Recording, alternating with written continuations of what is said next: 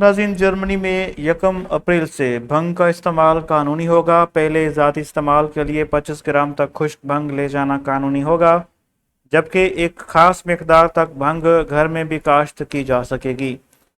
Opposition जमायतें और सेहत आम की ग्रुप इस हुकूमती इक़दाम पर शदीद तनकीद कर रहे हैं। जर्मन चांसलर ओलाफ शोल्ज़ के मखलूत हुकूमत 1 अप्रैल बरोज़ पीर से भंग को जुज़वी तौर पर कानूनी हैसियत देने के अपने फैसले का अनफाज करेंगी, ताहम मंशात की इस किस्म तक रसाई सीधी नहीं होगी।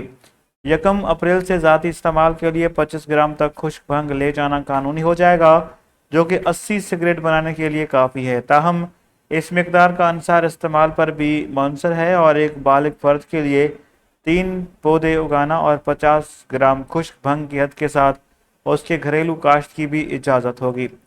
ताहम स्कूलों, गार्डनर्स, खेल के मैदानों और अवामी खेलों की सहूलियात के 100 मीटर के दायरे में मंशियात का इस्तेमाल ममनू रहेगा। पैदल चलने वाले इलाकों में सुबह 7 बजे से शाम 8 बजे के दरमियान सिगरेट नोशी पर भी पाबंदी होगी। भंग काश्त करने की इजाज़त। जर्मनी 1 जुलाई से भंग की काश्त के बाकायदा जो है वो अंजुमने जो है कायम करने का मनसूबा बना रहा है, ताकि लोगों को कानूनी तौर पर मंशियात हासिल करने के काबिल बनाया जा सके। और नाम नहाद कन्यास क्लबों पर हर एक में 500 मेम्बरान होंगे और वो हर रुकन के माहाना ज़्यादा से ज़्यादा 50 ग्राम खुश्क भंग फ़रोख्त कर सकेंगे। 21 साल से कम उम्र के बालगों को माहाना 30 ग्राम भंग तक महदूद रखा जाएगा।